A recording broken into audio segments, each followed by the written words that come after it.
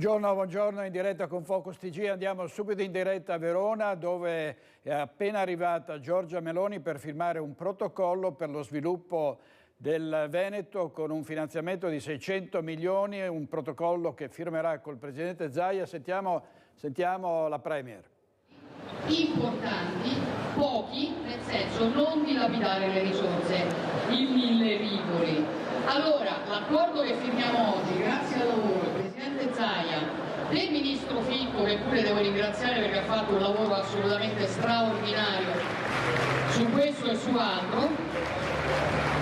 Dunque, noi stanziamo in tema di sviluppo e coesione 470 milioni di euro. Questi 470 milioni di euro si concentrano su due grandi priorità. Le due grandi priorità sono le infrastrutture particolarmente viarie, quindi decongestionare il traffico, garantire migliori collegamenti con le aree interne, la messa in sicurezza del territorio e quindi il tema ambientale, con particolare riferimento al tema della risorsa idrica. Ci sono circa 80 interventi che vengono finanziati, non ve li elenco perché ho il senso della misura, ma sono tutti interventi estremamente importanti per una regione che già è capace di correre, ma con infrastrutture migliori può correre ancora più velocemente. Dopodiché, mi direte, c'è una discrasia tra le risorse che ha citato il Presidente Zaia e quelle che sta citando Giorgia Meloni, ma noi a queste risorse del Fondo di Sviluppo e Coesione aggiungiamo altre risorse che arrivano da altre voci di bilancio, alle quali si aggiunge anche il tema del cofinanziamento e della capacità di attrarre investimenti privati, e alla fine le risorse che mettiamo a disposizione con questo accordo sono complessivamente pari a 678 milioni di euro, anche grazie a tutto quello che riusciamo a mobilitare. Con la quota aggiuntiva rispetto a quello di cui vi ho già parlato, ci occupiamo di interventi sul diritto allo studio, questo interessa ai ragazzi che ci stanno ascoltando, particolarmente per il problema delle residenze degli studenti universitari. Ci occupiamo di interventi di riqualificazione urbana, di riqualificazione degli impianti sportivi, di riqualificazione delle strutture di riabilitazione, di cultura. Ci sono 35 milioni destinati a sostenere il tessuto produttivo di una regione che è locomotiva d'Italia, a garantire i livelli occupazionali, e quindi tutte queste risorse le mettiamo su fondamentalmente infrastrutture, prevenzione dell'ambiente, lavoro, diritto allo studio, sport, salute, cultura e decoro. Queste sono le priorità sulle quali lavoriamo con questo importante accordo. Lo considero un ulteriore tassello della nostra ottima collaborazione, lo considero un contributo che il governo centrale cerca di dare a una regione che altro non chiede, di essere messa in condizione di correre sempre più velocemente, di lavorare sempre più efficacemente, che per questo rappresenta una locomotiva per l'Italia e che noi vogliamo valorizzare come locomotiva dell'Italia. Grazie a tutti, buona giornata, grazie ragazzi, in bocca al lupo per il nostro futuro. Grazie Presidente Meloni, invitiamo qui... Poi avremo, questo è il discorso di Giorgia Meloni, tantissima gente, molti sindaci. Sentiamo se adesso parlerà anche il Presidente Zaia, che ha presentato Giorgia Meloni poco fa e ha detto che innanzitutto oggi bisognava ricordare Giulia Cecchettin. Vediamo le immagini con la firma del protocollo tra Governo e Regione del Veneto.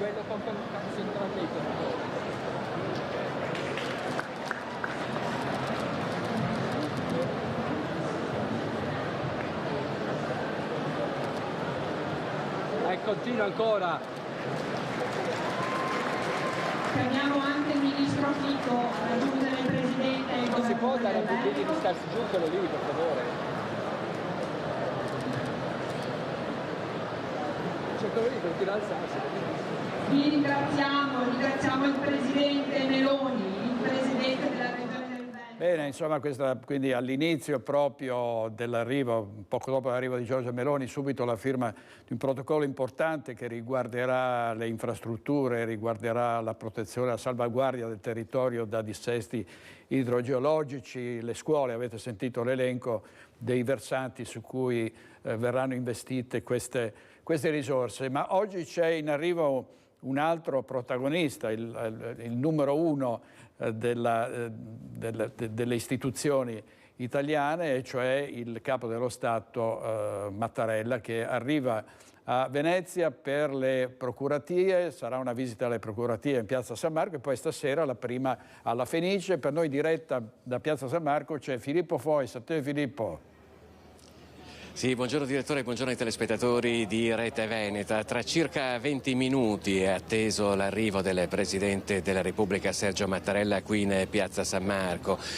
Come hai annunciato tu, il Presidente entrerà alle procuratie vecchie, che sono state recentemente oggetto di un importantissimo restauro che ha recuperato l'intera struttura e l'ha potuta riaprire al pubblico. Il Presidente sarà accolto dagli alti vertici, diciamo, delle generali che hanno curato questo restauro. Poi ci sarà naturalmente il sindaco di Venezia Luigi Brugnaro e la vicepresidente della Regione Veneto Elisa De Berti, invece del presidente Zaia, che si trova a Verona con la premier Meloni. Nel pomeriggio poi di questa visita rapidissima di Mattarella, il presidente presenzierà all'avvio della stagione lirica del Gran Teatro La Fenice. Quindi si tratta di una visita veramente molto rapida, e comunque il Presidente aveva promesso a Venezia, in particolare alla Fenice, per l'apertura della sua stagione. Io direi tra 20 minuti, ci è stato detto dagli addetti del Quirinale, che probabilmente non è confermato, ma il Presidente dovrebbe fermarsi per un brevissimo punto stampa. Non c'è certezza di questo, ma se ci sarà dovrebbe avvenire tra le 12:20 e le 12:30. Grazie molte, grazie, ci sentiremo più tardi, quindi chiedici la linea in qualsiasi momento. Intanto abbiamo aperto con Giorgia Meloni a Fiera Verona perché è stato firmato questo protocollo importantissimo con la Regione del Veneto, e cioè 681 milioni, se non ricordo male, complessivamente, per finanziare grossi interventi sulle infrastrutture e sulla protezione del territorio da altri dissesti idrogeologici. Quindi un importante intervento del Primo Ministro questa mattina a Verona. Però adesso andiamo avanti con la cronaca, vediamo i titoli del Gazzettino gli sviluppi della tragedia di Giulia Cecchettin. Filippo Turetta è ancora in Germania, sorvegliato in carcere 24 ore per paura che si possa fare del male. Lo scotch per zittire Giulia, acquistato giorni prima. Si valuta la premeditazione, cioè giorni prima, a quanto sembra, Filippo Turetta avrebbe comprato lo scotch, che poi era stato ritrovato a Fossò, sulla zona del brutale pestaggio a cui era stata sottoposta questa povera ragazza, l'avrebbe acquistato online. Quindi la premeditazione ormai, insomma, se uno non vuole avere proprio il paraocchi, è acclarata, poi lo decideranno i magistrati, ma lo scotch, i sacchi neri, il coltello, cos'altro, il sopralluogo sulla quinta via di Fossò, prima di compiere questo delitto. Insomma, cos'altro si può ritenere di dover trovare come prove per arrivare ad accertare la premeditazione. E poi vediamo un altro titolo dal Gazzettino: il papà di Giulia si prepara a vedere i genitori di Filippo, l'incontro tra famiglie sconvolte. Questa notizia è stata smentita poco fa dallo stesso Cecchettin. Ancora una notizia: Turetta rientra in Italia con un volo di Stato, questione di ordine pubblico, il suo volto è conosciuto da tutti, ci potrebbero essere quindi dei problemi. Allora, in attesa poi di collegarci con Ilaria Marchiori, io direi in regia ci sono Tony Esposito. Chi c'è con te, Tony? E Italo Morao. Vediamo il servizio che riguarda proprio il ritorno di Filippo Turetta sabato, che arriverà a Venezia con un aereo militare, anzi si è detto poco fa con un volo di Stato. Vediamo il servizio. La consegna alle autorità italiane, l'imbarco su un velivolo dell'aeronautica militare che arriverà a Francoforte in Germania alle 10 per fare scalo al Marco Polo di Venezia verso le 12:30. Tornerà in Italia sabato 25 novembre Filippo Turetta nella giornata internazionale contro la violenza nei confronti delle donne. A darne notizia Giovanni Caruso, ordinario di diritto penale all'Università di Padova, che affiancherà Emanuele Compagno nel collegio di difesa. È stato lo stesso Filippo Turetta, accettando la procedura di estradizione semplificata, a permettere l'accelerazione dei tempi su pressione del governo italiano, che in queste ore ha ringraziato le autorità tedesche. In questo viaggio Filippo Turetta, attualmente in isolamento e sorvegliato nel carcere tedesco di Halle, sarà scortato dagli uomini del Servizio di Cooperazione Internazionale di Polizia, che a Venezia lo porteranno negli uffici della Polizia di Frontiera, dove gli verrà notificata l'ordinanza di custodia cautelare in carcere per l'omicidio di Giulia Cecchettin. Da cui sarà trasferito in carcere per l'interrogatorio di garanzia del GIP di Venezia. Nel frattempo emergono nuovi dettagli sulla tragica giornata di sabato 11 novembre, tra cui l'ipotesi di un sopralluogo da parte di Filippo nelle vicinanze del luogo della seconda aggressione a Giulia a Fossò, con la rilevazione della Fiat Grande Punto Nera da parte delle telecamere alle 17:11, prima quindi di presentarsi a casa Cecchettin, così compare nell'ordinanza del GIP. Un primo punto di partenza è il rientro in Italia di Filippo Turetta, che agli agenti della polizia stradale tedesca, al momento dell'arresto, ha detto in inglese: "Ho ucciso la mia ragazza". Tra una settimana esatta, venerdì 1 dicembre, sarà eseguita sul corpo di Giulia Cecchettin l'autopsia. Dopo l'esame sarà fissata la data dell'ultimo saluto alla studentessa, che si terrà nella Basilica di Santa Giustina, affacciata sul Prato della Valle a Padova. Troppo piccola la chiesa di San Martino a Saonara per contenere il fiume d'affetto che da giorni continua a stringersi attorno alla famiglia. A Saonara potrebbe tenersi un momento privato, intimo. Poi Giulia riposerà accanto alla mamma Monica, mancata un anno fa, nel cimitero di Saonara. Così le immagina Papagino, che in queste ore sui social ha pubblicato questa foto. A Monica e Giulia ha messo le ali, sono i suoi amori. È un'immagine speciale questa, l'ultima che Giulia stessa ha postato prima di essere uccisa. La foto è stata ritoccata in modo da apparire sfumata. Sullo sfondo una scalinata con 2 scritte sulla sommità, non una di meno, e il fiocco rosso della lotta ai femminicidi. E questo era il servizio di Chiara Gagliani. Andiamo a Vigonovo in diretta da Ilaria Marchiori, che è davanti alla casa della famiglia Cecchettin. Oggi il padre è uscito dall'abitazione, non si sa da dove si sia diretto. Si parlava del possibile incontro con la famiglia dei Turetta, ma che è stata notizia smentita. Però ci sono delle novità importanti nell'inchiesta. A te Ilaria.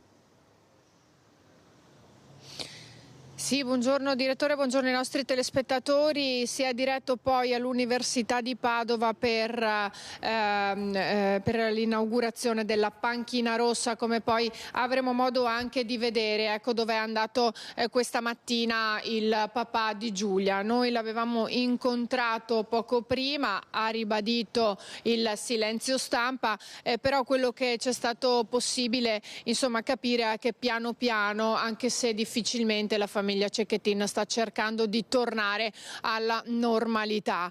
Si attenderà appunto la data dei funerali di Giulia, dopo che sarà eseguita l'autopsia sul corpo della ragazza, e poi ci ha anche detto il papà ci sarà la fase processuale, e quella sarà difficile e impegnativa, con anche le tempistiche che conosciamo. Nel frattempo, come appunto anticipavi direttore, settore continuano ad emergere particolari, sembrerebbe che Filippo Turetta abbia acquistato online del nastro adesivo compatibile con quello che è stato trovato nella zona industriale di Fossò, insieme poi a dei capelli, proprio in quella zona in cui è avvenuta l'ultima violenta aggressione a Giulia Cecchettin. Sembra che questo acquisto sarebbe stato effettuato, lo ripetiamo, online, e continuiamo ad usare il condizionale 2 o 3 giorni prima dell'11 novembre, il famoso poi giorno in cui la sera Giulia è stata uccisa, e gli inquirenti ovviamente sono al lavoro per valutare se contestare o meno a Turetta l'aggravante della premeditazione e anche il reato di occultamento di cadavere. Questo appunto lo si saprà solamente una volta che lui arriverà in Italia. Ricordiamo che arriverà domani intorno alle 12:30 all'aeroporto Marco Polo con un volo di Stato. Questa è la decisione che è stata presa per evitare problemi di ordine pubblico, e anche viste le tante frasi e gli insulti che sono stati rivolti a Turetta in questi giorni, soprattutto sui social, non si ripetano da parte di passeggeri comunque nella zona dell'aeroporto, quindi per questa la decisione del volo di Stato. Ancora abbiamo sentito, lo sentiamo subito in questo servizio, la questione che riguarda la telefonata del testimone che la sera dell'11 novembre si trovava nel suo balcone, da cui ha visto la prima lite, la prima aggressione nel parcheggio a 150 metri dall'abitazione di Giulia Cecchettin. Quindi sentiamo quali sono, che cosa è emerso e quali sono poi che cosa è accaduto successivamente a questa telefonata ai carabinieri al 112. Verrà acquisita dalla Procura di Venezia la registrazione della telefonata al 112 con cui il super testimone nella sera di sabato 11 novembre segnalava tra le 23:15 e le 23:18 l'aggressione in atto in via Aldo Moro a Vigonovo, denunciando come una voce femminile urlasse «Così mi fai male», chiedendo ripetutamente aiuto. Segnalazione risultata vana, visto che non ci fu alcun intervento degli investigatori dopo questa chiamata, cioè nessuna pattuglia raggiunse il luogo del violento e tragico alterco. Vero è che se da una parte il super testimone non fu in grado di fornire il numero di targa, né di descrivere il tipo di auto né il modello, indicando solo il colore scuro della vettura, altrettanto vero è che l'assassino, dopo la prima aggressione inferta a Giulia, abbia girovagato tra Vigonovo e Fossò per ben mezz'ora, senza essere intercettato da nessuna pattuglia, perché nessuna pattuglia lo stava cercando. Quindi resta questo gap, questa mezz'ora in cui non si sa che cosa sia accaduto. Giulia, certo è dalle carte della procura, dopo la prima aggressione fosse ancora viva, e poi, come purtroppo sappiamo bene, sempre dalle carte della procura, la morte sia sopraggiunta soltanto in seguito, una mezz'ora più tardi o 21 minuti più tardi, con i colpi letali infertele dal killer Turetta. Il sopralluogo degli inquirenti ci fu, ma soltanto il giorno dopo, domenica, e dopo le 13:30, ovvero l'orario in cui Gino Cecchettin, il padre di Giulia, presentò denuncia di scomparsa alla tenenza di Vigonovo. Allora e solo allora si procedette alla ricerca della ragazza per allontanamento volontario.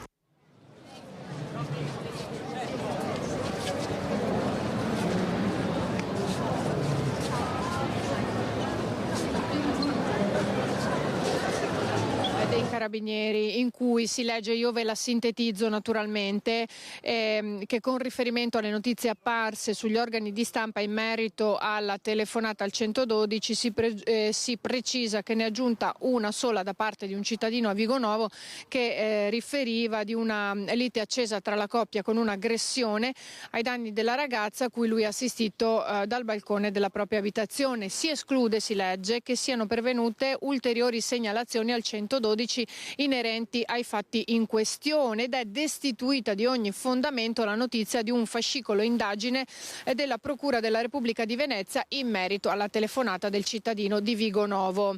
Il contenuto comunque della telefonata, corredato dalla registrazione, è stato messo a disposizione dall'autorità giudiziaria non appena presa la notizia della scomparsa della ragazza, essendo risultata a quel punto, si legge ancora, collegata alla vicenda. Allora, dicevamo prima che il papà di Giulia Cecchettin si è recato questa mattina all'università di Padova, quindi sentiamo proprio le sue parole insieme a quelle della rettrice. Qui da Vigonovo io restituisco la linea. Posto dove Giulia ha passato gli ultimi anni di studio. Anch'io sono un ex studente della facoltà, non sono riuscito ad ultimare il percorso, quindi sfattiamo anche alcuni messaggi errati che sono passati. Anzi, invito ed esorto gli studenti a tenere duro e andare avanti, altrimenti avrete un rimorso molto grande per tutta la vita. Per oggi siamo qui per Giulia e dobbiamo ricordare che da questo tragico evento deve nascere qualcosa. Vanno bene i messaggi che state dando, vanno bene i minuti di silenzio o di rumore, ma quelli poi finiranno. Quindi io voglio che tutti i giorni ognuno di noi si guardi nella vita, nella propria vita, provi a fare anche solo un pensiero su quello che potrebbe fare per migliorarla, non nei propri confronti, ma nei confronti della persona amata, nelle persone vicine, negli amici e soprattutto nelle donne, no? Verso le donne. Quindi analizzate la vostra vita e fate un po' di esame di coscienza su quello che si può migliorare. Ringrazio la rettrice e il professor Meneghesso che mi hanno dato questa opportunità e con loro parlavamo che bisogna istituire un modo per capire cosa sia nato tutto questo e voi potete darci una mano perché voi siete il futuro e ognuno di voi parlando, cercando di capire cosa è mancato a tutti i livelli, dai docenti agli studenti stessi, ai giovani stessi, ai genitori, perché anch'io mi faccio delle domande, e magari confrontandoci e cercando di capire cosa in più si può fare, trovare un protocollo, un modo per poter sradicare la violenza, in particolare la violenza sulle donne. Ecco, questo mi sento di dire dal cuore e io mi promuoverò finché qualcosa di positivo nasca, perché adesso Giulia non me la restituirà più nessuno, ma dalla morte di Giulia voglio far nascere magari tante belle iniziative. Vi ringrazio tutti.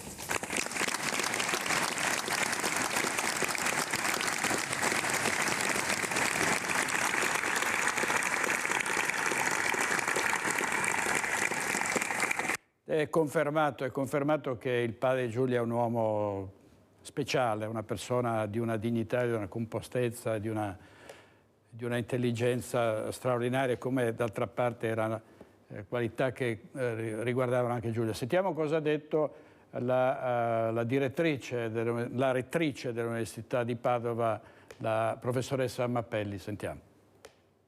Ha scosso veramente tantissimo la nostra comunità e non solo, l'intero paese. Ci ha scossi perché un episodio simile, che ancora facciamo fatica a spiegare, è successo tra due ragazzi della nostra comunità.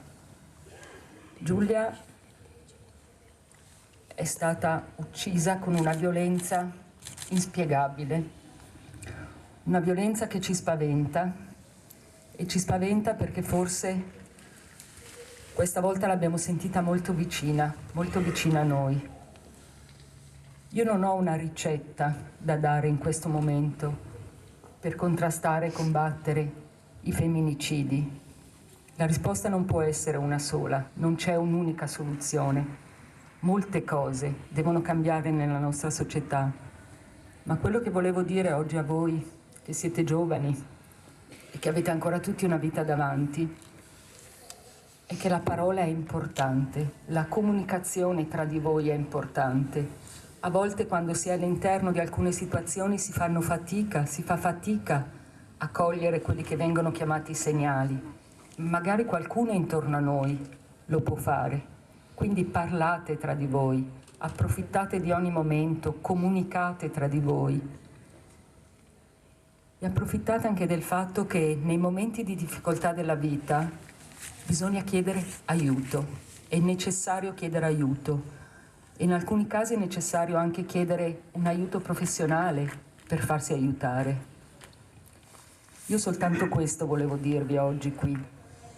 E ricordatevi che ho visto delle frasi veramente molto violente, non si capisce bene contro chi, contro cosa. La violenza non è mai la risposta. E queste le parole della professoressa Mappelli, rettrice dell'Università di Padova. Adesso andiamo in diretta a 9 da Vanessa Banzatto, perché tra le tante iniziative c'è anche quella di scarpette rosse in ceramica per Giulia e per le altre vittime dei femminicidi. A te Vanessa.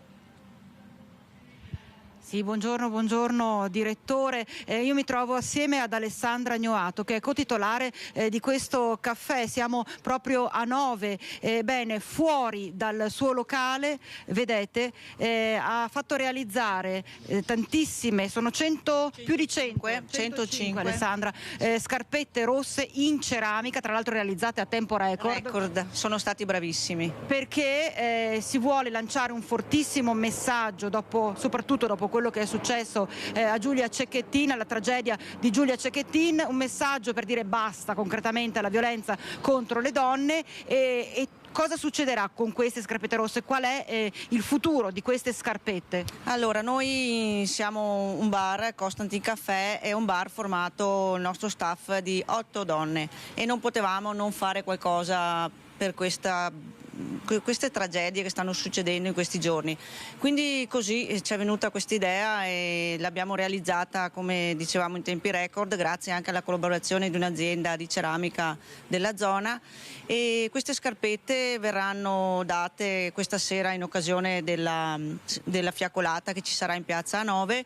Chi vorrà potrà acquistarle, fare un'offerta libera, insomma. Questi fondi andranno all'associazione, allo sportello donna che c'è a Bassano, che sicuramente ne avranno bisogno e ne faranno un buon uso, insomma. Certo. E speriamo che questa realtà si risolva, insomma, che questa situazione si risolva al più presto, insomma. Tra l'altro c'è anche un'altra cosa che vi ha fatto, è stata proprio la molla che vi ha fatto realizzare queste scarpette e vi ha fatto portare avanti questa iniziativa, perché c'è una concomitanza di date per quanto riguarda la laurea di una vostra collega. Certo, noi qui abbiamo 3 ragazze, 3 universitarie che collaborano con noi e una di queste ragazze, tra l'altro, si è laureata proprio lo stesso giorno di Giulia, e questo veramente ci ha fatto pensare e riflettere. Non possono succedere queste cose. Io sono mamma di un figlio maschio e anche in qualità di mamma devo dire non lo so, non può succedere questo, non può ancora succedere, basta. Tra l'altro voi siete tutte donne, come ha detto poco fa. Avete a che fare con una clientela prettamente maschile. Sì, non è semplice. No, non è semplice. Cerchiamo anche noi, anche con questa occasione, di sensibilizzare i maschi, di parlare di queste cose. Purtroppo si trovano persone più o meno, però insomma noi siamo positive. Sappiamo che ci sono brave persone, insomma, in giro. Certo. E questo è indubbio, questo non si può assolutamente negare. Quello che si diceva anche fuori proprio dai microfoni, dalle telecamere, era che tutte queste cose, queste azioni che si stanno facendo in questi giorni non siano dettati soltanto dall'emotività di quanto è accaduto a Giulia Cecchettin, ma siano una goccia costante. Certo, speriamo proprio in questo, speriamo. Bene, direttore, io ti ricedo la linea. Grazie Vanessa e complimenti per l'iniziativa. 105 scarpette rosse in ceramica per ricordare Giulia e le altre vittime. Sciopero indetto proclamato da CGIL e UIL. Andiamo subito a Treviso da Edi Kaliman. A te Edi. Sento tutto. Eccoci direttore, buongiorno. Piazza Università in centro a Treviso, sono in compagnia, come puoi vedere, con i segretari generali di CGIL e UIL, Mauro Visentin e Gianluca Fraioli. Chiediamo subito perché sono scesi in piazza questa mattina. Noi siamo scesi in piazza per manifestare contro la manovra del governo, una manovra che riteniamo iniqua e non nell'interesse delle lavoratrici e dei lavoratori, non solo che rappresentiamo ma anche di coloro che non rappresentiamo, perché oggi in realtà in questa piazza noi abbiamo avuto tanta gente, non ce l'aspettavamo, quindi vuol dire che i motivi che ci hanno portato alle ragioni, e quindi le ragioni che ci hanno portato a questo sciopero, sono ragioni vere, ragioni concrete. Proprio per questo lo slogan è stato "adesso basta". Sì, adesso basta raccontarci le favole, basta raccontarci che tutto va bene, basta dirci che la coperta è corta e invece andiamo a prendere le risorse dove ci sono. Andiamo da chi oggi ha fatto un pacco di soldi, come si usa dire in questi casi, rispetto alla pandemia, rispetto alla crisi, da chi ha iniziato, come dire, a portare a accumulare risorse con tutta una serie di operazioni anche finanziarie, penso alle banche, penso alla farmaceutica, penso alle grosse aziende e basta a prelevare invece risorse nelle tasche dei lavoratori e dei pensionati. Un richiamo questa mattina anche all'assenza dei sindaci che voi avevate proprio invitato in piazza. Sicuramente noi avevamo mandato una lettera a tutti i sindaci perché questa è una finanziaria che toglie risorse anche al territorio, toglie risorse alle province, ai comuni, ce lo stanno dicendo in alcune riunioni che stiamo facendo, però ci spiace che nel momento di manifestare, a prescindere dall'identità politica, non siano qua a rappresentare il loro territorio e i loro cittadini che sicuramente verranno penalizzati sotto il tema anche delle tasse che vedrete, non ci sbagliamo su questo, il prossimo anno aumenteranno anche per tutti i cittadini di questo territorio della provincia di Treviso. Un momento importante questa mattina anche in ricordo di tutte le vittime del femminicidio e contro la violenza sulle donne. Come puoi vedere, direttore, i segretari hanno il simbolo che rappresenta proprio questa istanza. Cosa avete chiesto, che ricordo avete manifestato oggi? Beh, noi pensiamo che vada fatto uno scatto culturale rispetto alle vittime, alle morti, rispetto alla violenza sulle donne e oltre a questo anche alle morti sul lavoro, ma rispetto alla violenza sulle donne noi pensiamo che a partire dal mondo del lavoro bisogna cambiare registro, bisogna effettivamente portare a parità le carriere delle donne con quelle dei maschi, bisogna costruire modalità e come dire, norme perché si possa in qualche maniera far sì che anche le donne non siano penalizzate nei luoghi di lavoro e oggi abbiamo fatto, contrariamente a come si fa di solito, un minuto di rumore al posto di un minuto di silenzio, proprio per cambiare l'approccio rispetto a questa situazione che è diventata intollerabile.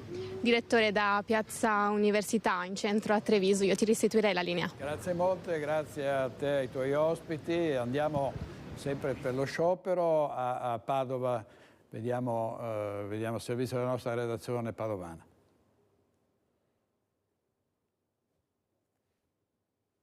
Ce l'abbiamo?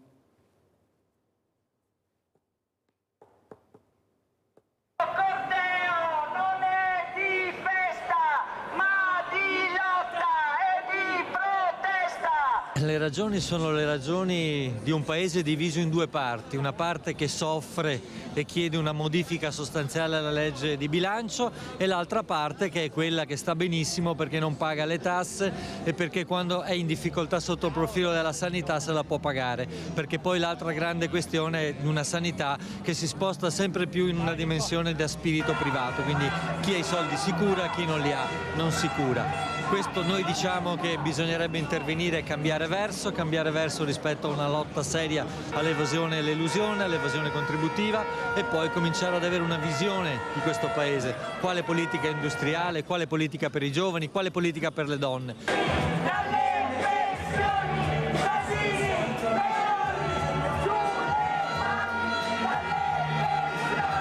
Continuiamo a ripetere che questa manovra è assolutamente sbagliata. La riduzione del cuneo era già stata prevista l'anno scorso, non va un euro in più in tasca di lavoratori e pensionati. L'inflazione cresce all'impazzata del 17% nell'ultimo triennio e i soldi che in più non vengono messi non bastano alle persone per arrivare a fine mese. Il 63% delle famiglie, sono i dati Eurostat, non arriva a fine mese. Cresce la povertà assoluta, abbiamo sempre più persone che non ce la fanno più, che sono davvero in condizione di totale indigenza, oltre 1.300.000 persone. A fronte di tutto questo il governo non prende misure, non incentiva invece l'incremento dell'occupazione, l'incremento dei salari, non mette i soldi in tasca ai lavoratori, riduce le risorse legate allo Stato sociale, in particolare alla sanità, all'istruzione. Le persone non sono più in grado di curarsi, devono aspettare tempi immani rispetto alle liste di attesa. Allora torniamo a Fiera Verona perché c'è Giorgia Meloni per firmare un importante protocollo, ha firmato un importante protocollo col presidente Zaia con 600 e rotti milioni per il Veneto. Vediamo, c'è Chiara Gaiani, il nostro operatore, vediamo di sentire cosa succede. Vediamo.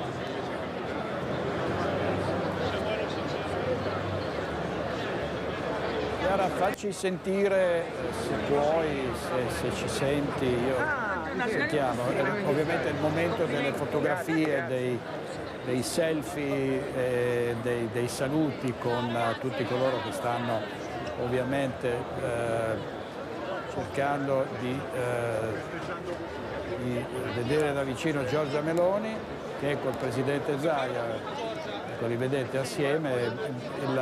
Giorgia Meloni è arrivata a Verona in occasione del Job Oriented e ovviamente tantissima gente, tantissimi giovani, con lei c'è il ministro Fitto.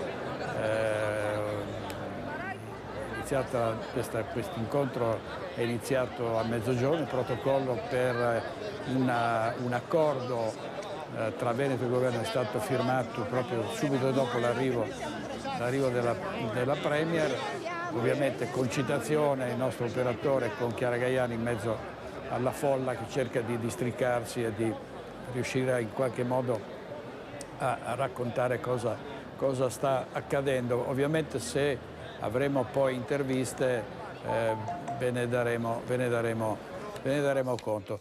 Però riprendiamo con la cronaca. C'è stato un gravissimo episodio, sempre per quanto riguarda la violenza contro le donne. A Padova un'aspirante modella è stata stuprata in un bed and breakfast. Vediamo. È ricercato dalla polizia un 35enne franco-nigeriano che la notte tra domenica e lunedì in un bed and breakfast del centro di Padova avrebbe stuprato una giovane aspirante modella francese dopo averla narcotizzata.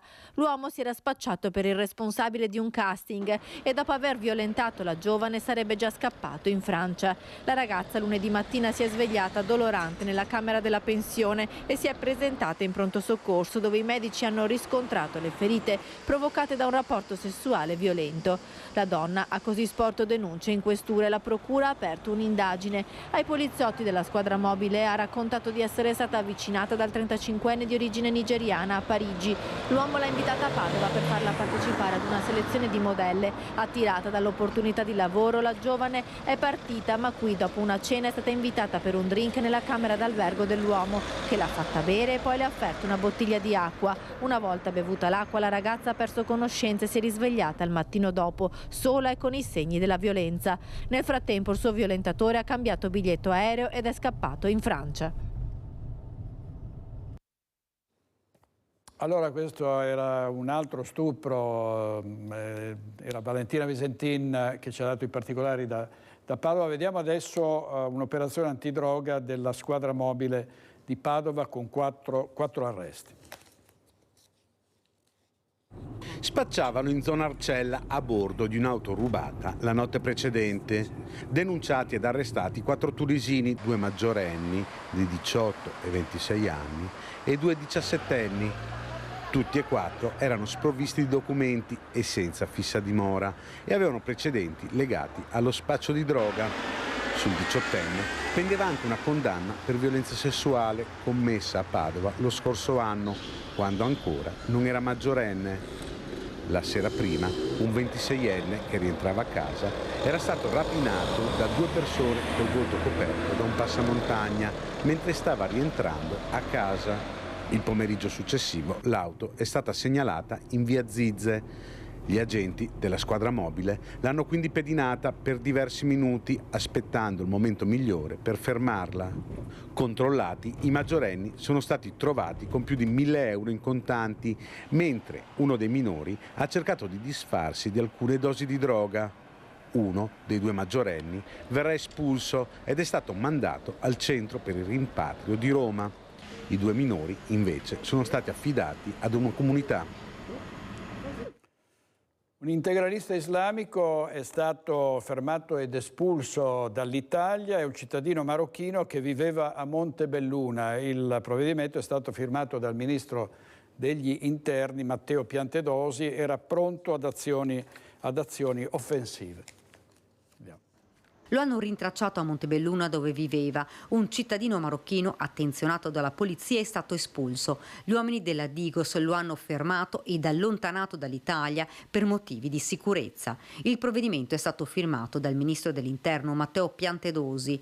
L'uomo era controllato dalle forze dell'ordine per le sue posizioni religiose integraliste e oltranziste ed aveva mostrato atteggiamenti di intolleranza nei confronti di simboli cristiani, oltre al proposito di voler commettere azioni offensive. Ad annunciarlo lo stesso ministro, che ha sottolineato la preoccupazione che stava destando questa persona tra i frequentatori della moschea di Montebelluna, gestita dall'associazione Attavasol.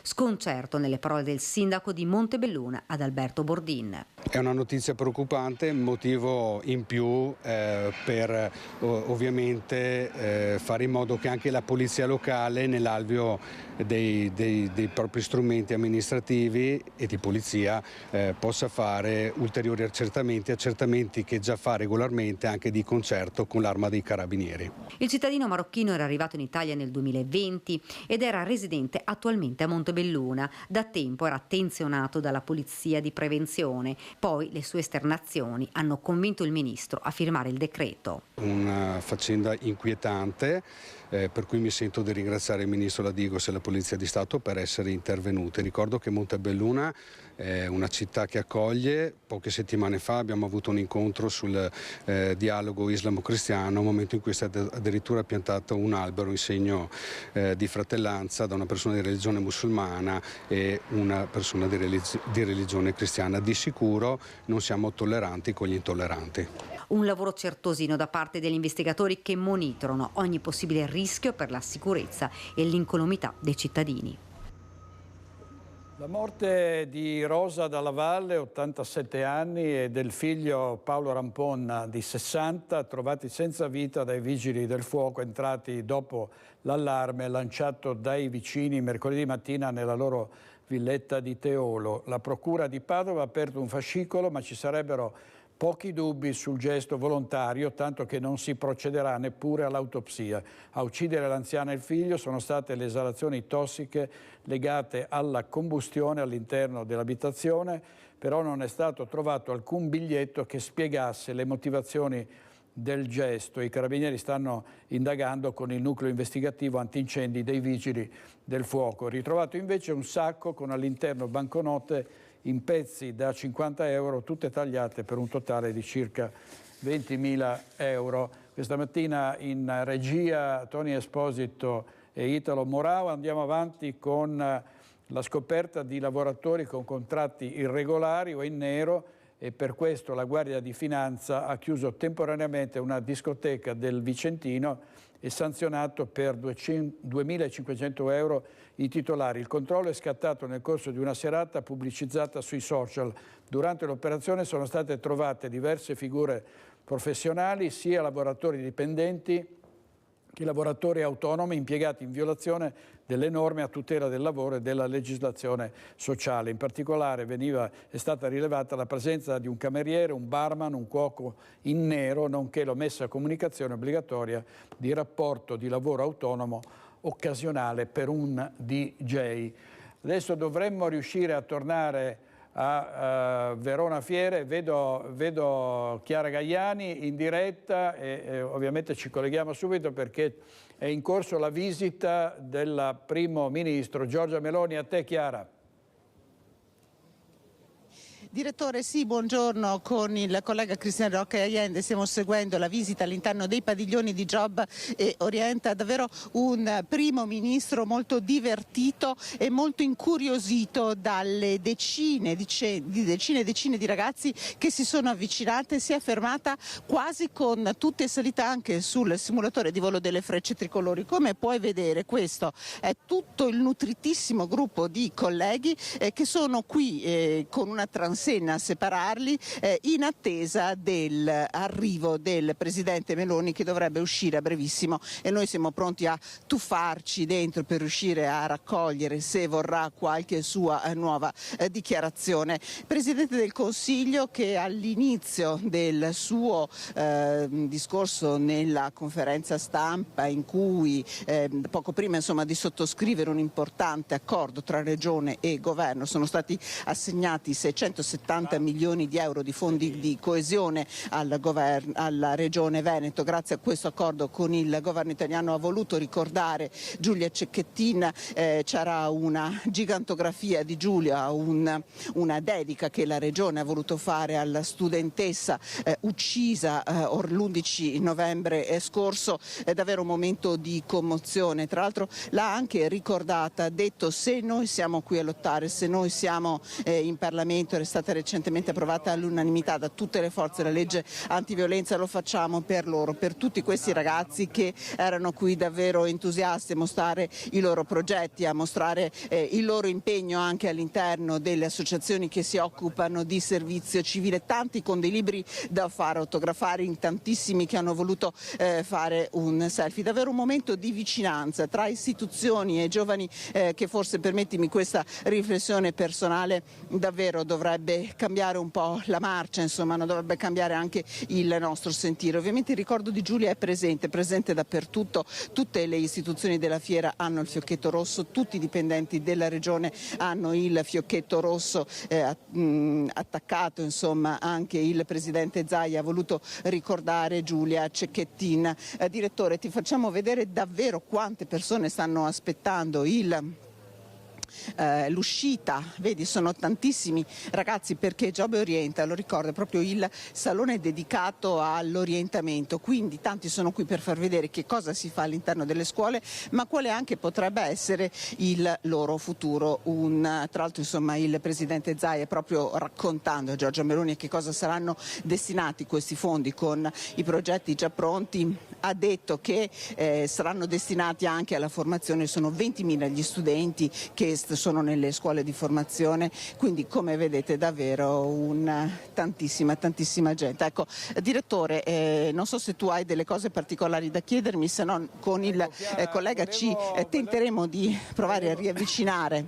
Volevo chiederti se hai notizie di un possibile incontro del primo ministro con la famiglia Cecchettin, perché se n'era parlato questa mattina, poi la notizia è stata smentita. Poi di nuovo sono corse voci di un possibile incontro.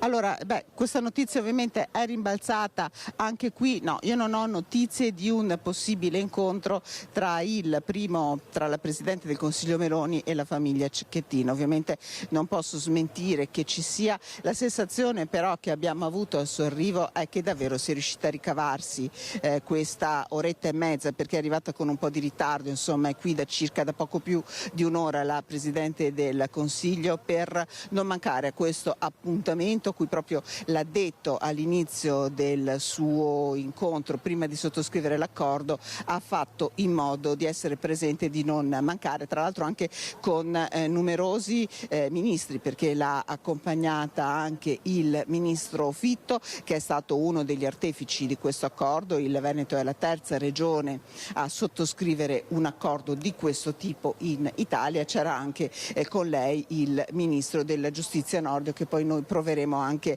a cercare di avvicinare, anche per chiedergli quali potranno essere. Tra l'altro, insomma, ricordiamo, il ministro Nordio è stato procuratore proprio della Repubblica di Venezia. Domani ritorna in Italia Filippo Turetta, potrebbe magari appunto aggiornarci su questo rientro in Italia e su quali saranno poi anche i prossimi passi.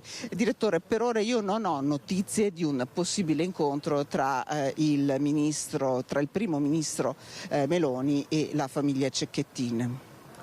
Grazie Chiara, grazie molte, richiedici la linea in qualsiasi momento. Intanto vediamo le reazioni all'espulsione dall'Italia di un giovane marocchino di 25 anni, il servizio della nostra redazione di Treviso. Si tratta di un giovane sui 25 anni, il cittadino marocchino espulso dall'Italia. Non era un frequentatore assiduo dell'associazione a Tavasol, era andato al centro solo qualche volta, ma le sue affermazioni hanno messo in allarme gli altri fedeli. Aveva delle proposte violente che la situazione non gli piaceva praticamente, e aveva delle intenzioni un po' violente verso la Chiesa, per esempio, e verso la situazione in generale. Noi, ci spiega l'ex presidente e fondatore dell'associazione, stiamo lavorando per contribuire all'integrazione, soprattutto con i giovani.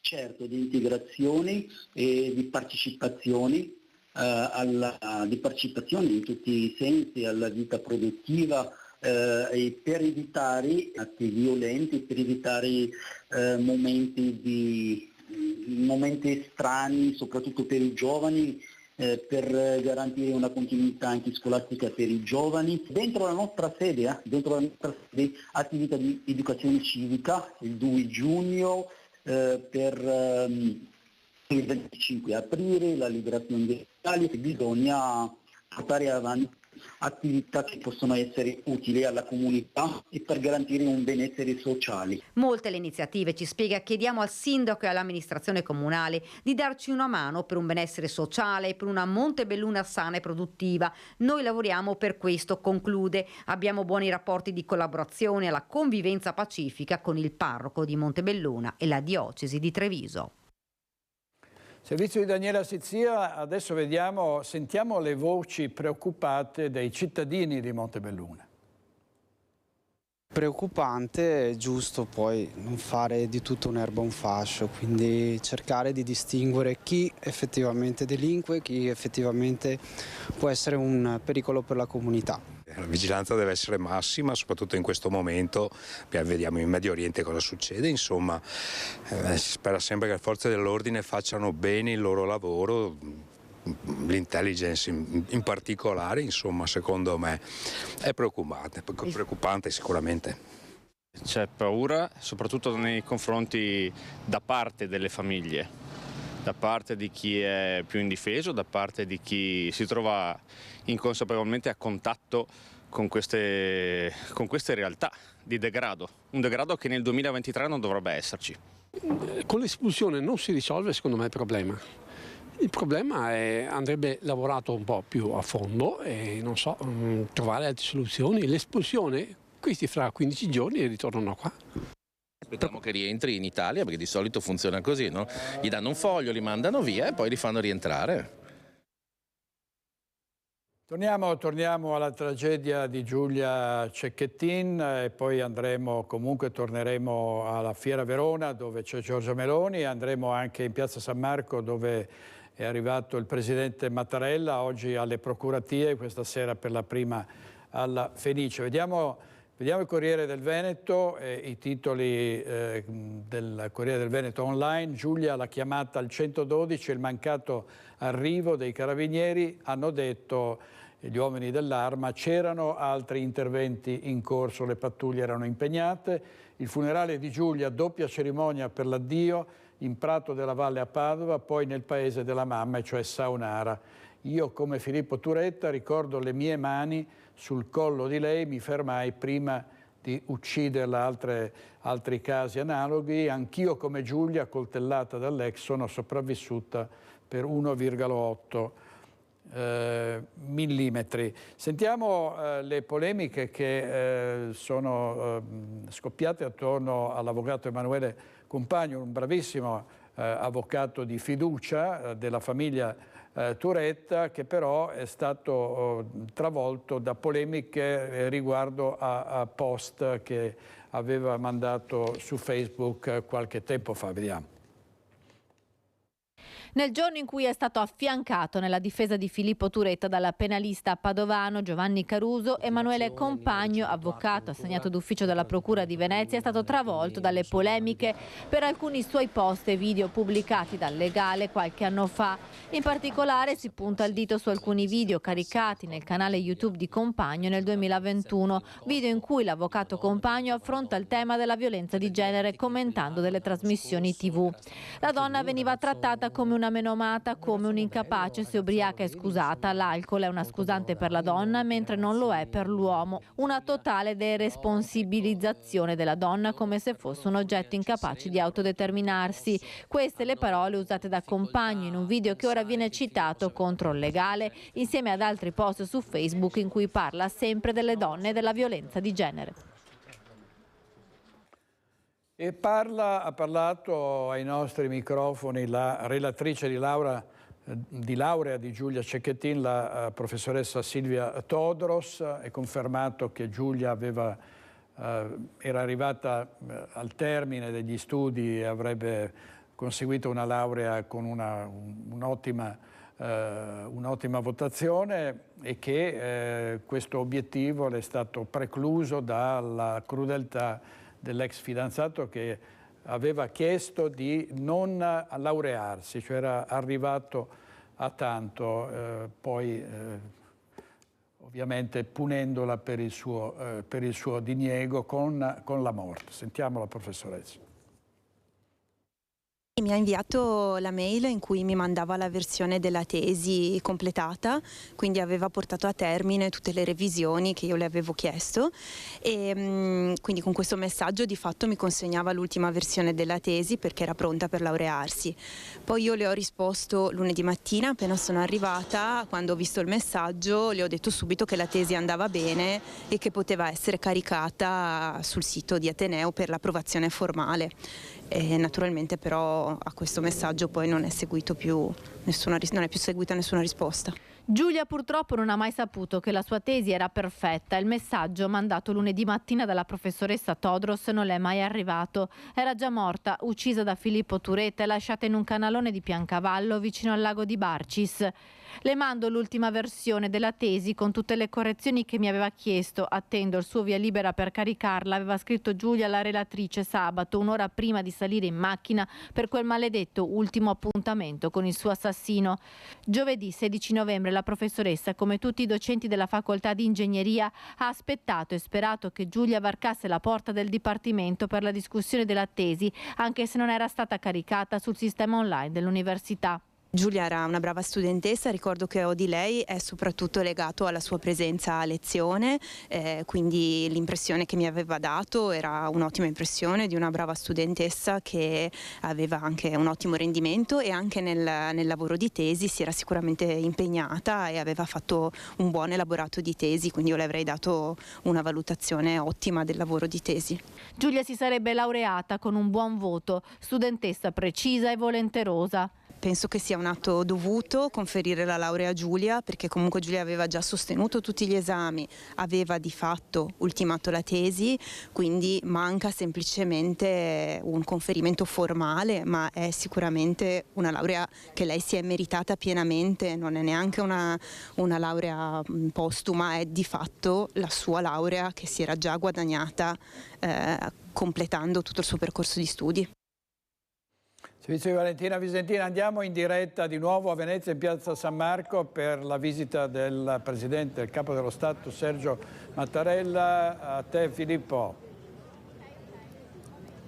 Sì, direttore, il Capo dello Stato è arrivato all'incirca 20 minuti fa, esattamente così come da programma. Come vi avevamo annunciato, non era certo se si sarebbe fermato a parlare con i giornalisti ed effettivamente non l'ha fatto. È stato un passaggio rapidissimo, era accompagnato dal sindaco di Venezia Luigi Brugnaro e dal vicepresidente della regione Elisa De Berti. Scusate che sto controllando perché forse riusciamo invece a prenderlo in diretta durante l'uscita, perché vedo che sta capitando qualcosa. Io chiederei a Francesca Pezzo, se vuole può girarsi e comunque continuare a inquadrare l'ingresso delle Procuratie Vecchie, il luogo in cui si trova il Presidente in questo momento. Dicevo che Mattarella è arrivato accompagnato dalla vicepresidente Elisa De Berti, della Luigi Brugnaro,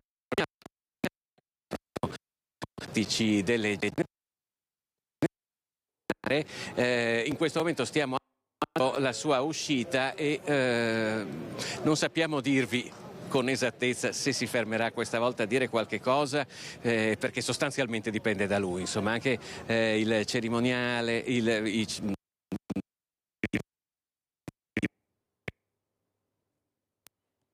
Niente, abbiamo un problema nel collegamento, poi vedremo di ridare la linea a Filippo, poi se riusciremo a vedere l'uscita del Presidente della Repubblica, che potrebbe anche dire due parole, probabilmente lo farà, su Giulia Cecchettin e sui femminicidi, che sono ormai arrivati a quota 106 dall'inizio di quest'anno, del 2023.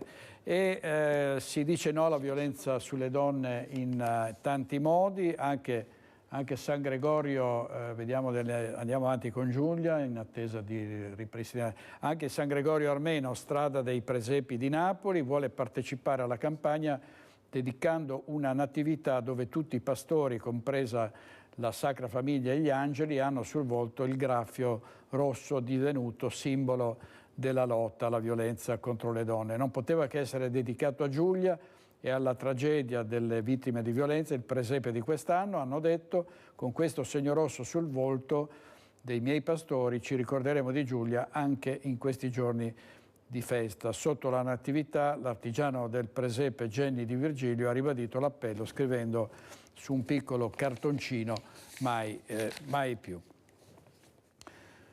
Vediamo, ci collegheremo con Venezia di nuovo non appena avremo notizia del Capo dello Stato. Intanto alla Fiera di Verona è finita la visita di Giorgia Meloni, anche qui si era parlato di un possibile incontro con la famiglia Cecchettin. Gino Cecchettin, come avete visto, era all'Università di Padova per la panchina rossa che è stata dedicata a sua figlia, ha parlato insieme alla rettrice Mappelli, vedremo di capire anche in questo caso cosa succederà nelle prossime ore.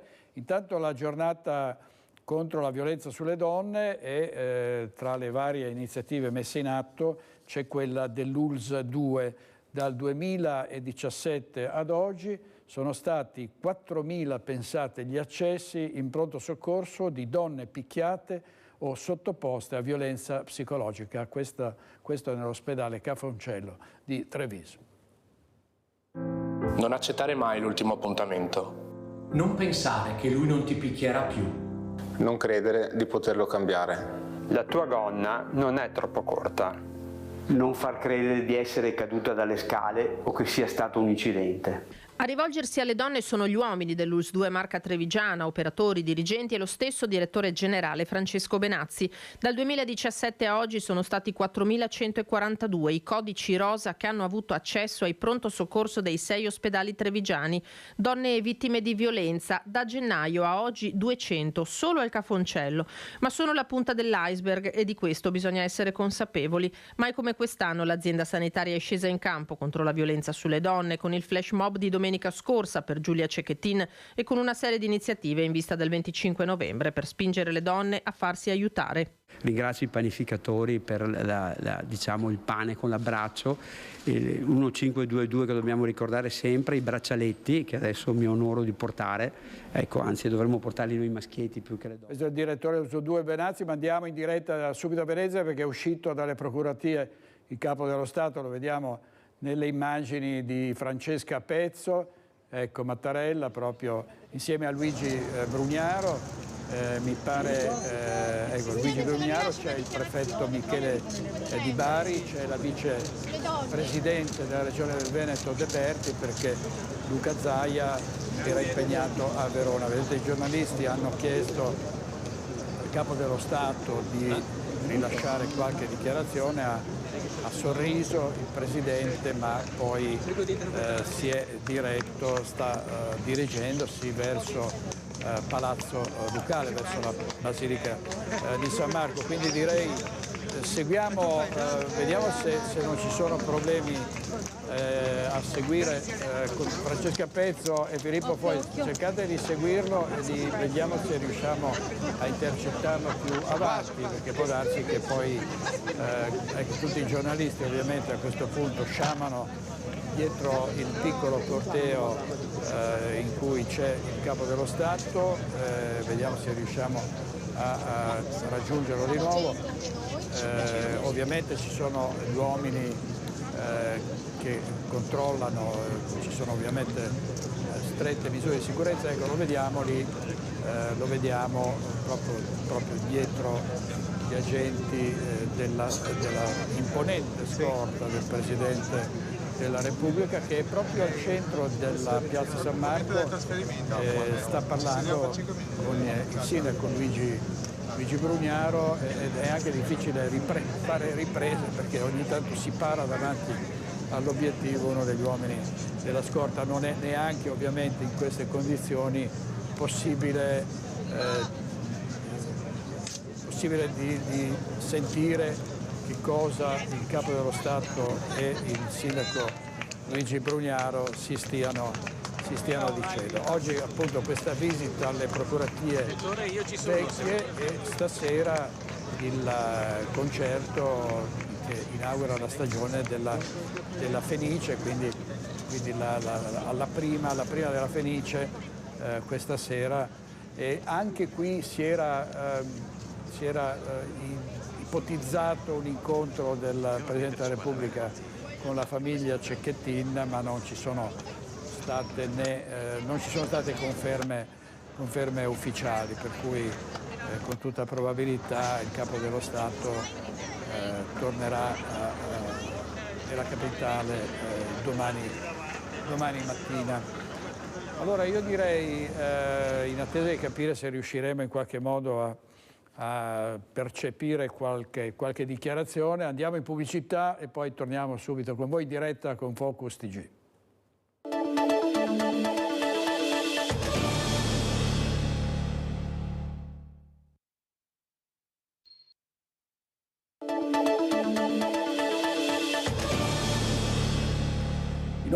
Di nuovo in diretta con Focus TG. Abbiamo visto la fine della visita di Giorgia Meloni a Verona Fiere, poco fa è finita la visita col Presidente Zaia, è stato siglato un importante accordo che prevede un investimento a favore del Veneto di 671 milioni e quindi davvero molte risorse per le infrastrutture, i dissesti idrogeologici, le scuole, e quindi un protocollo che è stato firmato questa mattina, 678 milioni di euro complessivamente. Chiara Gaiani era a Verona ed è riuscita a intervistare, a sentire qualche parola della Premier. Sentiamo cosa ha detto.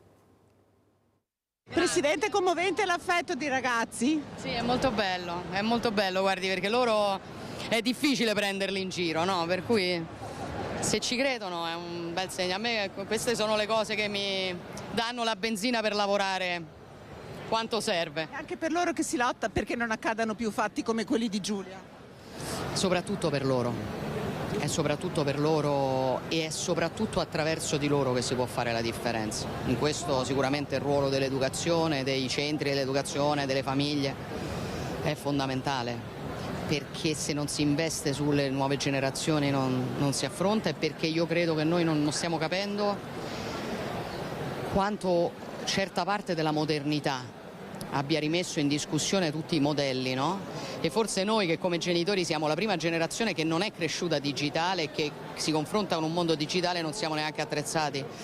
Quindi c'è un grande lavoro di approfondimento che va fatto e il loro ruolo è quello centrale. Beh, una breve ma importante intervista di Chiara Gagliani alla Primo Ministro. Avete visto insieme a lei il Presidente Zaia, poi c'era l'assessore regionale all'istruzione e al lavoro Elena Donazzan, e quindi è stata una visita importante, e soprattutto la firma di un protocollo che porta al Veneto ingenti risorse in un momento molto, molto difficile. Avete sentito anche le parole della Premier sulla tragedia di Giulia. Ci sono state molte polemiche, la famiglia patriarcale, la civiltà dello stupro e poi tutto quello che è seguito dopo le parole di Elena Cecchettin con l'attacco di Stefano Valdegamberi, poi lo scontro tra Giorgia Meloni e Lili Gruber. Insomma, purtroppo queste vicende poi in qualche modo vengono sempre buttate in politica.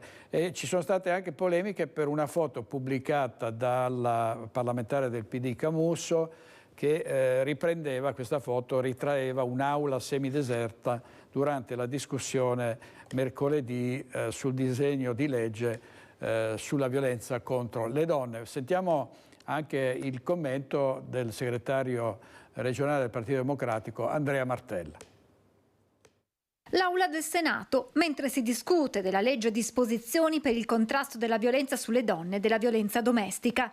È quanto scritto su X dalla senatrice Dem Susanna Camusso ad accompagnare la foto di un'aula di Palazzo Madama semideserta. Una fotografia che non rende davvero quello che è prodotto ieri al Senato, abbastanza inopportuna, un po' qualunquista. Si sa, spiega ancora Martella, che durante la discussione non tutti i senatori riescono ad essere presenti per l'intera durata del dibattito e basta uno scatto per far vedere che l'aula in quel momento è poco frequentata. Ma in realtà, cosa più importante, c'è stata una grande partecipazione nelle fasi finali, durante le dichiarazioni di voto e durante il voto. Io penso che si sia raggiunto un risultato significativo, e cioè la politica ha avuto la capacità di unirsi nell'approvare la legge sul femminicidio e avendo anche la capacità destra e sinistra da reciproche, da posizioni diverse, di poter dire bisogna fare di più. Però basta vedere poi i numeri della votazione, una grandissima presenza, votazione all'unanimità, l'unica che non ha votato è stata la senatrice Camusso. Quello raggiunto al Senato è un risultato apprezzabile, ma non ancora quello più opportuno. Bisogna intervenire, conclude il senatore, non solo sulle misure punitive, repressive, ma anche sulla prevenzione, sull'educazione, sulla cultura. Quella che noi abbiamo chiamato una vera e propria rivoluzione culturale, necessaria a partire dalle nostre scuole per abituare i nostri giovani ad essere liberi, indipendenti. E andiamo avanti con la politica, ma ci trasferiamo a Bassano del Grappa, dove il centrodestra è spaccato, soprattutto c'è una frattura sempre più profonda tra Lega e Fratelli d'Italia. C'eravamo tanto amati, forse una volta, di sicuro non adesso, e domani chissà. Troppa confusione? Sì, è quello che pensano in molti, dopo la frattura in Consiglio Comunale fra Lega e Fratelli d'Italia. Il pomo della discordia sembra essere solo la poltrona di Presidente del Consiglio, ma dietro c'è dell'altro, perché la vera sedia ambita è quella del sindaco. Certo, vincere questa battaglia per mettere un uomo di Fratelli d'Italia al posto di Stefano Fachin avrebbe alzato il morale in vista delle strategie per le prossime elezioni da parte dei meloniani. Invece la Lega ha spiazzato i suoi alleati con una manovra pianificata, puntando su Chiara Tessarollo. Proprio lei, che è tra le responsabili della crisi politica nata per la bocciatura dell'accordo Baxi-Pengo su San Lazzaro. Ma oggi, per la Lega, questa è diventata una colpa perdonabile pur di contrastare l'avanzata di Fratelli d'Italia. Insomma, una maggioranza che prova a restare maggioranza tradendo la stessa maggioranza. Troppa confusione? Sì. Facciamo il quadro della situazione. È stata cacciata via l'assessore più votato del partito di maggioranza uscito dalle elezioni. Si è dimesso il vice sindaco che era il consigliere più votato dell'intero centrodestra. Se n'è andata, sbattendo la porta, il presidente del Consiglio, che è la terza carica istituzionale della città. Ma forse una domanda sarebbe da farsela, insomma, sul tipo di amministrazione che si è rappresentata in questa città. Dunque, tutto questo porterà alla rottura della parentela elettorale tra Fratelli d'Italia e Lega? È ancora presto per dirlo, perché potrebbero arrivare ordini di scuderia dall'alto per ricompattare la frattura, almeno fino alla chiusura delle urne. Intanto, quanto accaduto nell'ultimo Consiglio Comunale continua a far discutere. Questo era il servizio di Alex Giuliano. Andiamo in diretta di nuovo a Venezia perché sta parlando Luigi Brugnaro, il sindaco. Sentiamo dopo la visita di Mattarella. Chiedono risorse, adesso sembra sempre diciamola meglio. No, diciamola meglio, raccontiamola meglio. Abbiamo sottolineato che nel 24 finiscono i finanziamenti a legge speciale, per cui la legge speciale serve proprio perché c'è da fare una manutenzione continua della città, perché i materiali, le pietre e tutto quello che comporta proprio la struttura della città si degrada piano piano, sempre costantemente, per cui una manutenzione che andrà fatta sempre. Abbiamo fatto vedere proprio come queste cose si fanno proprio attraverso questi finanziamenti, questi fondi che vengono dalla legge speciale, per cui è una cosa corale, insomma. D'altra parte non è il Presidente della Repubblica che decide questo, ovviamente. Al governo l'appello sì, ma considerate che hanno trovato dei buchi di finanza giganteschi, e bene fanno anche a fare una politica di bilancio molto, molto ferrea. Dopo si tratta con quelle poche risorse di capire quali sono le precedenze. Io penso che Venezia sia una precedenza a livello nazionale, perché Venezia è una cartina da spendersi in tutto il mondo. Pensate solo all'industria turistica, ma non solo, insomma. Spero che dicendola in questo modo, raccontandola in maniera molto umile, comprendendo i problemi degli altri, perché si fa presto a parlare, noi abbiamo avuto adesso come Comune Italia i 200 milioni, che vedremo se 200 milioni sono comunque tanti, sono 200 miliardi. Questo non me lo ricordo. Sono tanti soldi, no, 200 milioni sono, 200 milioni di tagli, che però sui comuni, soprattutto quelli piccoli, sono tanti soldi. E io spero che torni indietro. Sono tornati indietro sui tagli del 2023, speriamo torni indietro sui tagli del 2024 anche, però per adesso ci sono ancora. Prevede altri colloqui oggi col Presidente? Beh sì, andrò a prenderlo, ce lo vediamo alla Fenice e poi penso faremo un giretto anche a salutare gli orchestrali nella prima pausa, ma col Presidente mi parlo sempre comunque, cioè sempre presente. Oggi c'è anche la Premier Meloni in Veneto, ci sono dei programmi, ci sono degli incontri in programma. Ma non sono un tutologo, non ho l'agenda di tutti, io già riesco a malapena con la Giorgia Meloni. No, è a Verona, cioè, a meno che non ho l'ubiquità non riesco, no, oggi no. Prossimamente penso di sì, ci sentiamo, per cui avremo. Lei mi ha chiamato quando è successa la disgrazia del ponte, mi ha chiamato l'aerolà, mi ha chiamato in diretta di quello che avevamo bisogno. Cioè, no, abbiamo un bel rapporto, ripeto, col governo, e per quello sono molto cauto nel dire o nel tirare sul dito bisogna far così, bisogna far colà, perché poi ognuno ha i suoi problemi e i problemi di bilancio sono seri. Cioè, abbiamo trovato era quello che abbiamo trovato a Venezia quella volta, un disastro sui conti. Quindi mi rendo conto che dobbiamo stringere, bisogna cercare di fare delle politiche di bilancio molto accorte, molto attente, e sarà un periodo molto complicato, molto difficile, e penso che dovrebbero lavorare i più bravi, chiunque sia. Io la penso in maniera trasversale, perché a me non interessa niente di che partito sei, l'importante è che tu sia bravo a fare le cose, e l'Italia ha bisogno di persone brave, lo dico anche ai giovani, restate in Italia, perché secondo me c'è un'occasione storica incredibile. Sono bravi quelli che ci sono adesso? Sono più bravi ancora quelli che restano, perché a parole siamo bravi tutti. Poi io dico i bravi sono non quelli che si dichiarano, che qualcuno dichiara perché ha spazio, fa la fotografia sul giornale. Il bravo è quello che lavora e dimostra di saper fare le cose, perché le persone oggi hanno bisogno di fatti. E le pare che questo governo, insomma, sia più bravo degli altri? Ma no, non do patenti adesso di chi è più bravo o meno bravo. Mi sembra che stia affrontando, secondo me, nel modo giusto, mettendo in evidenza lo stato patrimoniale e i passivi che ci sono. Perché bisogna dire la verità agli italiani, non siamo bambini, anche ai ragazzi bisogna raccontare la verità, dobbiamo dire la verità. Non possiamo continuare a fare debito pubblico. E su questo io non sono d'accordo su certe questioni che adesso sono in finanziaria, di sconti che poi sono pochi per recuperare da altre parti, io non sono d'accordo, cioè nel senso che secondo me bisognerebbe investire sulla crescita. Io andrei a dare una mano alle imprese, quelle che funzionano, non quelle che devono fallire. Tipo all'Italia abbiamo continuato a buttare miliardi su quella roba là. Perché in maniera populistica 7 anni di cassa integrazione, perché te si dà l'Italia, ma tutti gli altri avete avuto cassa integrazione di 7 anni. C'è gente che sta a casa senza fare niente, non può essere, no? Finirà sta storia. Adesso sono aumentati i tassi, cioè abbiamo un debito pubblico forse il più grande, se non è il primo e il secondo del mondo.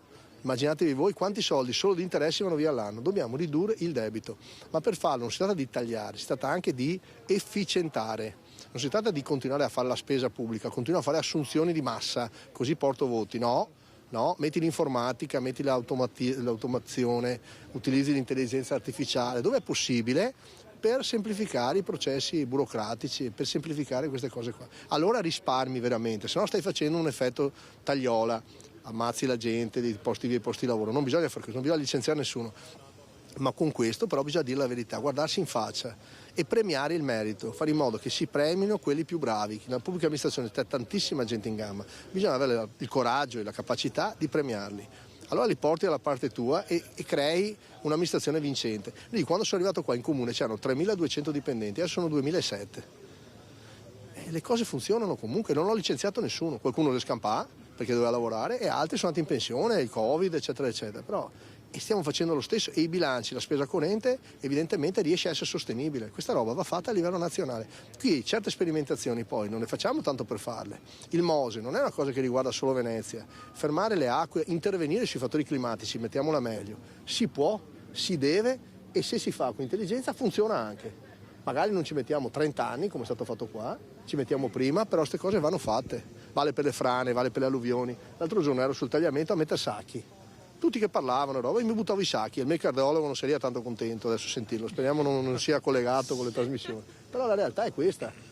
Allora dobbiamo fare ulteriori bacini d'invaso, bisogna scavare i bacini idrici in montagna, tra l'altro con grandi vantaggi dal punto di vista di produttività energetica. Dobbiamo fare le cose. E ci sarà sempre qualcuno che dirà di no perché ha paura.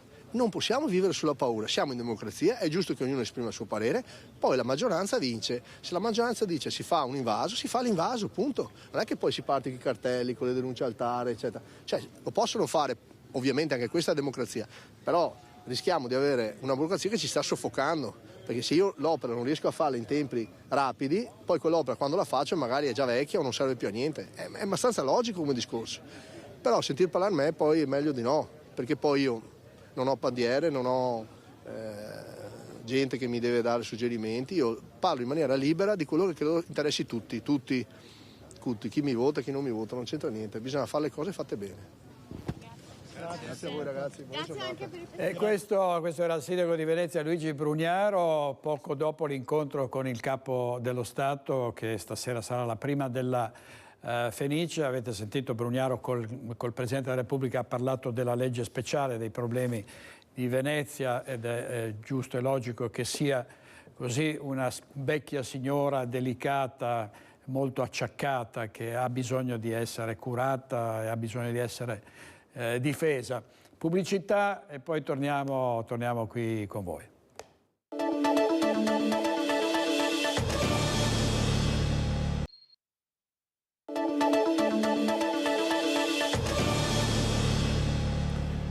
La visita di Giorgia Meloni a Verona Fiere per la firma di un protocollo importante, 600 e rotti milioni per il Veneto, l'intervista di Chiara Gaiani alla Premier, ha parlato anche di Giulia Cecchettin, mentre il Presidente Mattarella era a Venezia, stasera sarà presente alla prima della Fenice e le indagini intanto hanno accertato che Filippo Turetta aveva acquistato online il nastro isolante che era stato trovato sulla via del Pestaggio, sulla strada in cui Giulia Cecchettin era stata brutalmente picchiata ed era ormai agonizzante. Vediamo un'ultima notizia della Tribuna di Treviso, pubblicata poco fa. Cade dal tetto dell'allevamento di galline, grave un operaio di 24 anni, è successo a Gagliarine, l'uomo ha fatto un volo di 8 metri mentre stava eseguendo degli interventi di ristrutturazione. E sono stati mesi, questi ultimi, di grandi record ad ascolto per le nostre reti, per le reti di Mediaset, Antena 3, Rete Veneta, Telenord Est e Tele4 a Trieste. Vediamo i dati che ovviamente ci riempiono di orgoglio e ci inducono a ringraziare un pubblico fedele e sempre presente. Primi di nuovo sul gradino più alto del podio dell'informazione locale e regionale in Italia. I dati certificati Auditel confermano un altro mese da record, quello di ottobre 2023. Antena 3 resta saldamente la prima emittente televisiva locale del paese, Media Nord-Est il primo network regionale con oltre 1 milione di contatti complessivi nelle 24 ore ogni giorno. I grandi fatti di cronaca in diretta, l'urgenza del racconto e gli approfondimenti, dalla strage del bus di Mestre con il suo carico di sconcerto e dolore che ha fatto il giro del mondo, alle commemorazioni per il 60° del Vajont e ancora il maltempo, un mese, quello di ottobre, che vi abbiamo raccontato minuto per minuto. Antena 3 e il gruppo Media Nord-Est continuano a essere il principale presidio di informazione del Nord-Est e quello certificato dai dati Auditel è un legame profondissimo, davvero unico nel panorama televisivo nazionale. Ecco i numeri nel dettaglio. Antena 3 totalizza 483.097 contatti giornalieri, 8.728 l'ascolto medio, lasciandosi alle spalle emittenti regionali storiche come Telenorba 8.660, la Sarda Videolina 8.307, Tele Lombardia 6.939, la Campana Canale 21 6.266, Antenna Sicilia 2.736. Il numero tocca le 20.000 unità se si guarda l'intero gruppo Media Nord-Est, che in Veneto, oltre ad Antena 3, comprende Rete Veneta e Telenord Est. Per la precisione, gli ascoltatori medi sono 19.097, che diventano circa 60.000 nella fascia serale dei TG, entrando in concorrenza diretta con le televisioni nazionali Rai e Mediaset. Guardando le 24 ore in termini assoluti, sono quindi ben oltre 1 milione i contatti quotidiani, un vero record, l'ennesimo atto di fiducia nei confronti delle nostre redazioni, da San Biagio di Callalta, Bassano, passando per Venezia, Padova, Vicenza, Belluno, un legame non scontato che vogliamo rinsaldare giorno dopo giorno con onestà, professionalità, libertà e rispetto, soprattutto nei confronti di voi, telespettatrici e telespettatori, ed è a voi ancora una volta che va il nostro grazie. Ovviamente grazie deve andare non solo ai giornalisti, ai tecnici, a tutti i dipendenti, ma al nostro editore che è la famiglia Giannakopoulos. Grazie a tutti, buona giornata, ci vediamo stasera a Focus.